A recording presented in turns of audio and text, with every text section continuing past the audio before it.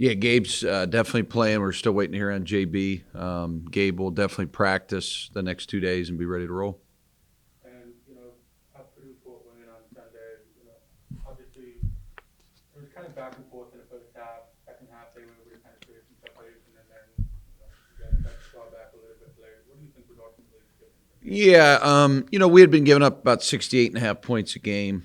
We were up to second in defense points, given up. Give up 82. But it's not just all our defense, right? We had some timely turnovers. I think we had 13 turnovers. They scored 20 points off of our turnovers. So, to me, the best defense is a good offense, right? And you score the ball, you can set your defense up. We had some live ball turnovers, some uncharacteristic things that we haven't done. Got to credit Fort Wayne's defense. I thought they did a really good job of running through passing lanes and, just playing aggressive in their ball screen coverage, led to some of that. And with the absence of Dave and JB over the past 2 games, how have you kind of had to manage or adjust the rotation differently in games? Because there's been 1 or 2 games where you guys got some foul trouble. How have you guys had to kind of you're used to playing 10 guys? Yeah, it's been Neil, it's been an adventure, that's for sure. Rotations are such a big part of basketball, and matchups are a big part of basketball. So every game's been a little bit different. Certainly not having David from the jump and Gabe for an extended period of time, and JB. Those guys were a big impact. You only get 13 scholarships, so to have 3 of those guys out, one for the whole season was tough, and then obviously JB and Gabe. You got to give the guys that have played a lot of credit, and obviously our starters. Give our bench guys a lot of credit. I-Man has really the last couple of weeks played well, and John Lovelace and EJ Farmer. We'll be back to a 9-man rotation, which will certainly help us. Every one of those guys provides something different, but they're a big part of our team. With signing day coming up, obviously you guys have 5 fifth-year players on this roster. You lost, a bunch of guys last year as well. You went into the portal to kind of replenish the roster. What's kind of the situation recruiting right now? You're kind of looking at high school guys. You're planning to attack the portal again in the offseason. What's kind of that? Yeah, great question, Neil. The thing about college basketball, you never have time to relax, right? I think you're only as good as your players. So, I left Fort Wayne and went to Chicago and, recruited there. So every road trip, I'm trying to get my eyes on some guys. I think it's getting more difficult to get out during the season with our travel.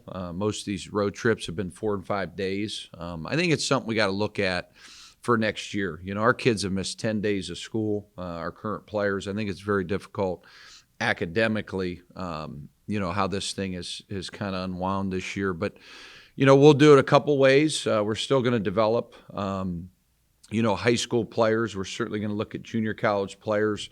We're certainly going to not abandon what's gotten us really good the last couple of years is the transfer portal. So, we have different criteria for each position. One common theme is we like to, get guys that have done it before at this level, low to mid-major players, that have the desire to come in and fit our system. That are about winning. I think that's the biggest thing that I've learned about the portal. When you take guys that have won, they know how to prepare in January and February, and they're used to the daily habits that lead to winning.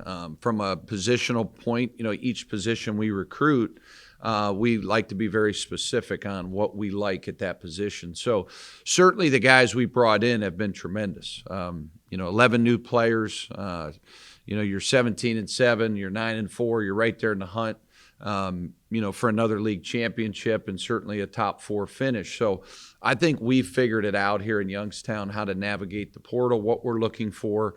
I think we're an attractive place to come now. I think we're one of the top places to play inside the Horizon League because I think we have a great fan base.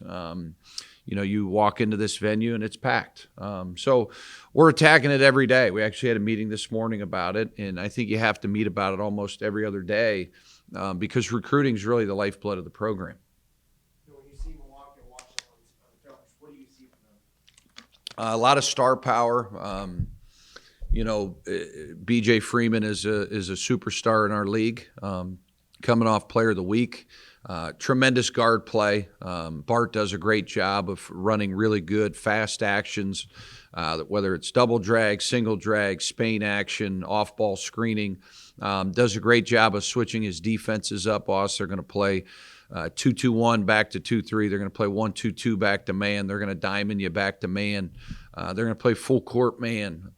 Probably the team that switches their defenses up the most compared to anybody in the conference.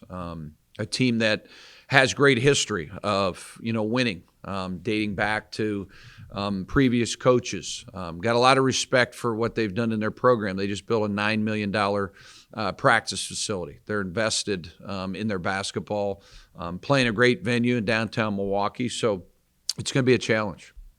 Looking ahead a little bit, I mean, you guys have Milwaukee first, obviously, but Green Bay has been kind of a surprise in the conference this season. Not a lot of people would have expected them to be tied for first at this point in the season. I mean, was that kind of a surprise to you? Well, I think it's a surprise to everybody. But one thing that I said early on when Coach Wicks got hired, when Sundance got hired out there, is that he has great energy. He's a guy that's relentless. He has a clear vision for his program, a style of play when you watch them play. They know what they're doing on both sides of the ball. They don't beat themselves. They're very steady. One of the best point guards in the conference, and Noah Reynolds, really starts and ends with him. He makes them go. He's their engine. He's great in pick and rolls. He's got a great pace. He makes great reads. If he's blitz, he's getting rid of it. If they're icing it, he's snapping, he's getting off of it. If you switch, he knows to attack switches.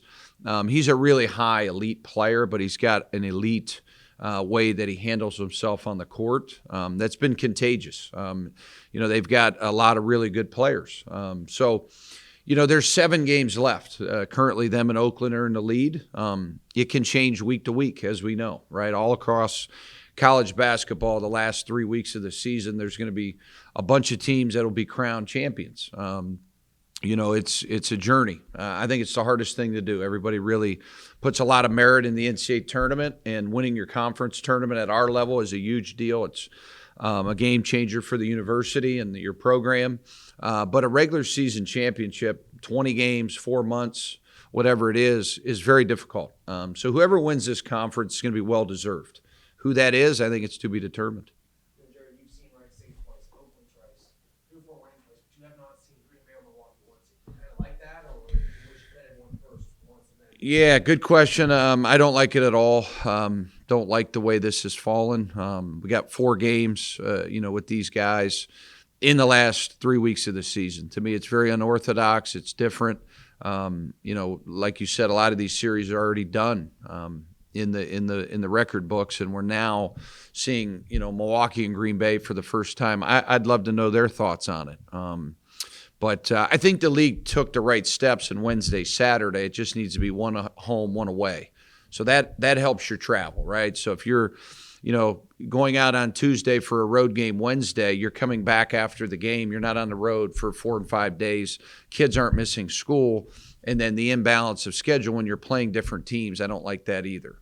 But I think we took the right step to help the players on Wednesday, Saturday. It's like everything else. How can we tweak it? I'm sure we'll have some good conversations here in the next month or two when the season ends about scheduling moving forward.